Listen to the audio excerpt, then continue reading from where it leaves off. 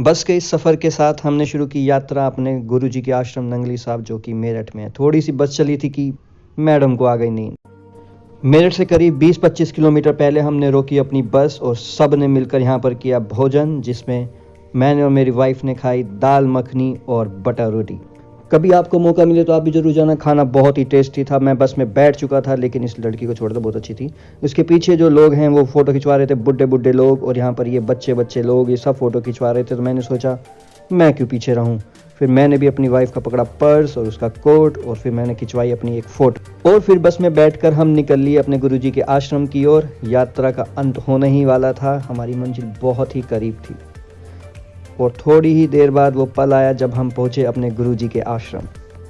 ये है हमारे गुरुजी का आश्रम नंगली साहब जो कि मेरठ में है। और यहाँ पहुंचकर हमने सबसे पहले ली सेल्फी और उसके बाद हमने किया पापा को फ़ोन और ये रहे। तो ये हमारे पापा हैं, ये दिखा रहे हैं जनरेटर हमें। ये फ्यूचर इलेक्ट्रीशियन हमारी वाइफ। तो जनरेटर क्या आपने ही बनाए थे, इसमें आप ही लाए थे? आने वाले समय का जनरेटर मैं बनाऊंगा मैं।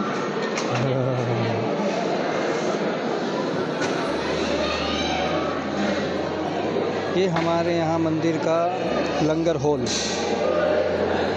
अभी भीड़ कम है क्योंकि लंगर का समय नहीं है। अभी बज रहे हैं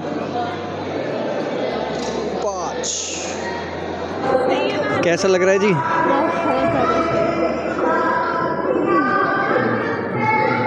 पंजाब याद आ गया।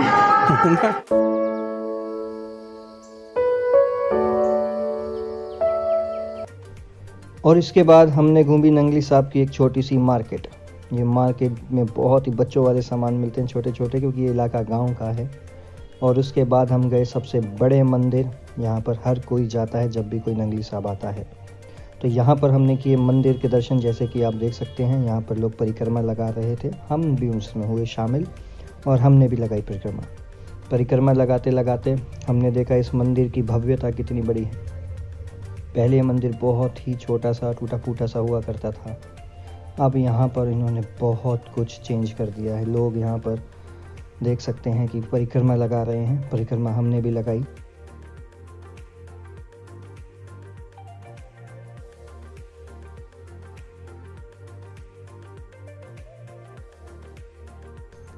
और ये हमारे गुरु महाराज जिनके दर्शन करने हम नंगली साहब गए थे। तो गुरु जी के दर्शन करने के बाद पिताजी ने दिखाया लंगर हॉल। ये वो बड़े मंदिर का लंगर हॉल है जहाँ पर कोई भी व्यक्ति 24 घंटे 7 दिन कभी भी आकर लंगर कर सकता है। तो भूख लग रही थी बड़ी ज़ोर से और हमने मंदिर में बैठ के किया लंगर।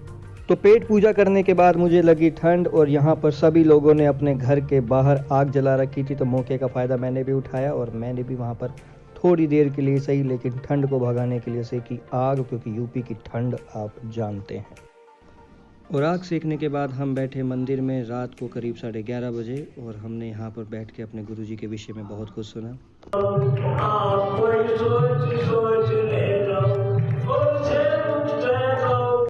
उसके बाद हम आए अपने रूम में और हमने ली एक सेल्फी। उसके बाद अगले दिन हम निकल लिए सतगुरु नगर की तरफ, जो वहाँ से 4 किलोमीटर आगे है। बैलगाड़ियाँ भी जाती हैं जैसे कि आप देख सकते हैं, लेकिन हम गए पैदल क्योंकि हमें वहाँ का नज़ारा जो था वो देखना था।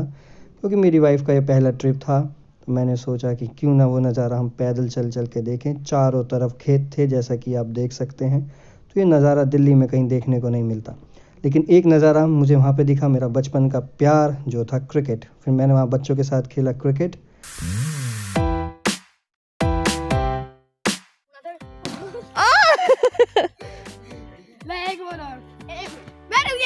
दो बोले तो 2 ही दोगे हैं?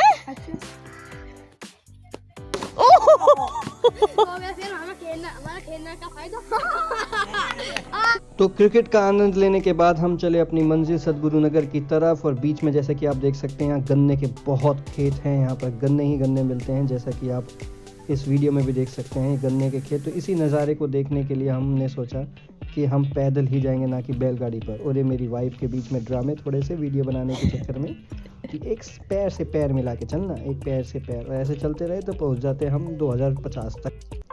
और बीच रास्ते में हमें मिला एक डॉग जिसको मेरी वाइफ ने खिलाया पार्ले जी। ये बहुत ही पुण्य का काम करते रहते हैं बीच बीच में, इतना तो मेरे से भी नहीं होता। क्या कहते हैं इसे? हंस। हंस। तुम्हें मेरे अलावा कुछ पता भी है? ओ I know nothing. You know nothing. इल्ले डू यू नो मी? इल्ले इल्ले मुझे भी नहीं जानते तुम। मैं वही हूँ भाई जिसने 7 वचन निभाकर मुसीबत 7 वचन निभाकर बीवी को पाया है। तो इसके बाद हम फाइनली पहुंच गए अपनी मंजिल सदगुरु नगर। ये वहाँ पर एक मंदिर है हमारे गुरुजी का, वो सामने आप देख सकते हैं।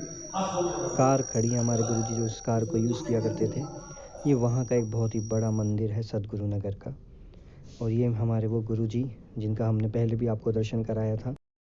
मंदिर से बाहर निकलने के बाद मैंने खींची वाइफ की फ़ोटो और ये हम दोनों की सेल्फी, और उसके बाद हम निकल लिए अपनी मंजिल की तरफ इस प्रकृति की सुंदरता देखते देखते।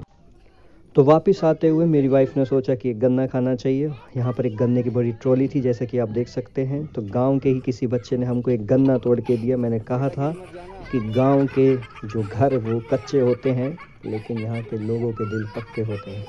इस बच्चे ने हमारे लिए पूरी मेहनत करी, इस ट्रॉली पे चढ़ा, हमारे लिए गन्ना तोड़ा। साथ में एक आंटी जी थी, उन्होंने हमें कहा कि ठीक है हम गन्ना आपको तोड़ के दे देते हैं। उन्होंने हमसे कोई चार्ज भी नहीं लिया ना कुछ। बहुत दिल के अच्छे लोग होते हैं ये गांव के लोग।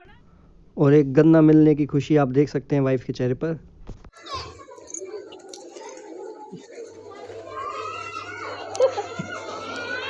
Bye bye bye bye.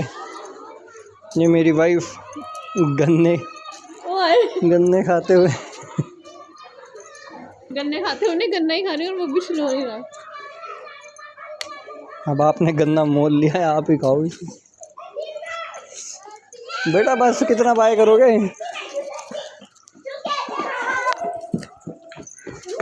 ये मेरी वाइफ गन्ना खाते हुए, गन्ने के मजे लेते हुए।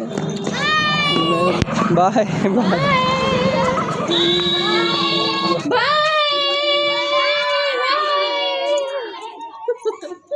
तुम भी बच्चे से कम नहीं हो। Exactly.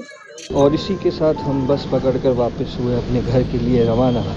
Thank you for watching our vlog. I hope you like it.